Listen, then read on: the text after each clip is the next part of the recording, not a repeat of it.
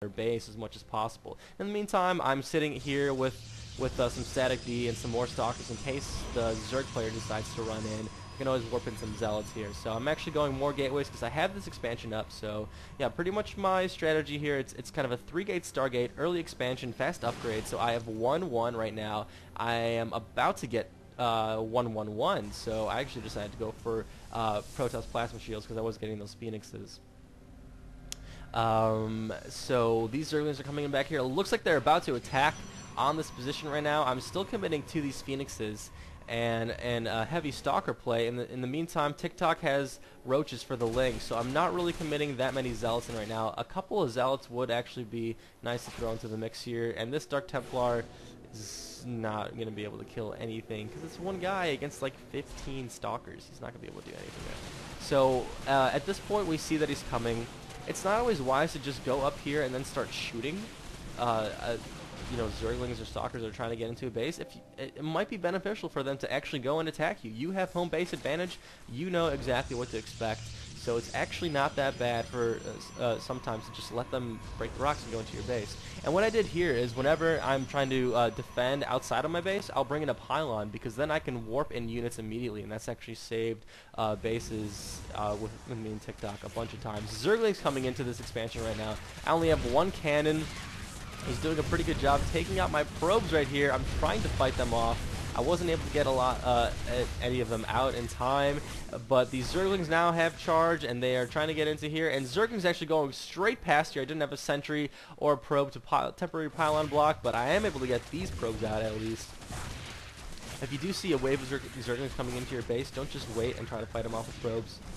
Try to get your probes the hell out of there, because you don't want to get those stuck. So they're actually doing a double prong attack right here. TikTok losing a lot of mining time right now. His layer is a little bit taken down, but again, these Pheonixes are just great because I can hunt down Stalkers. This guy's on the run, and I can just pick off a couple of these guys and whittle away at his force. What you want to try to keep in mind when you're in a game like this, like in 2v2, think about every little unit that you kill is something that will give you a slight advantage in the game. So you know, I killed a couple of Stalkers there. I'm like, okay, I'm X amount of resources ahead right now.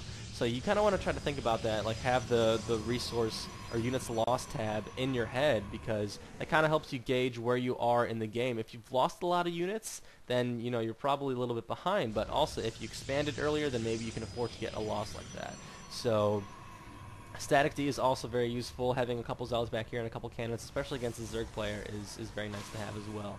So yeah, look, going back to the production, looking at the army size right now, and we see the battle is approaching, and this is what I'm talking about. Pheonixes are just single-handedly lifting up these Stalkers one by one. I know that I'm going to be able to win this battle regardless. I can just keep lifting up Stalkers like this. 3 Stalkers now out of the battle, and he's not targeting any of my guys. Really was only able to kill a couple of Zealots here. And TikTok doing a good job back here. Roaches against Hydras and some Zerglings from the red Zerg player here. And I'm able to move in.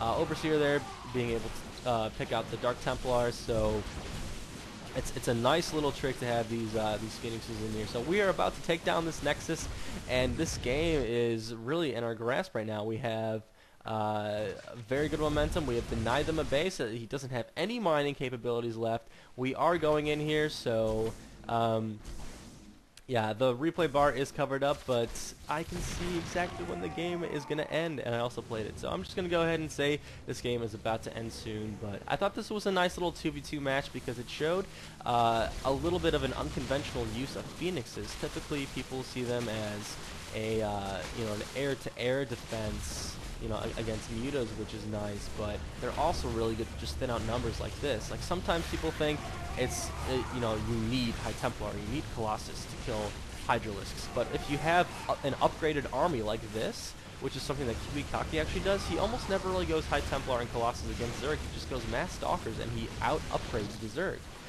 But what I like to do is I threw in Pheonixes into the mix so I can lift up some of those Hydralisks, and I can deal with the Zerg mass a little bit easier.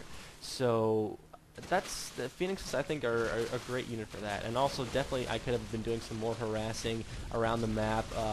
You know, if I had just excellent micro, I'd be able to keep them going around the whole time. But at the same time, you know, you got to keep in mind that you only have so much energy, so you might need that for the battle. But yeah, now I'm just having fun lifting up stalkers in the air. So that was the game, guys. Recycle has just left the game, and I hope you guys enjoyed it. Please comment and rate the video and like or dislike, whatever.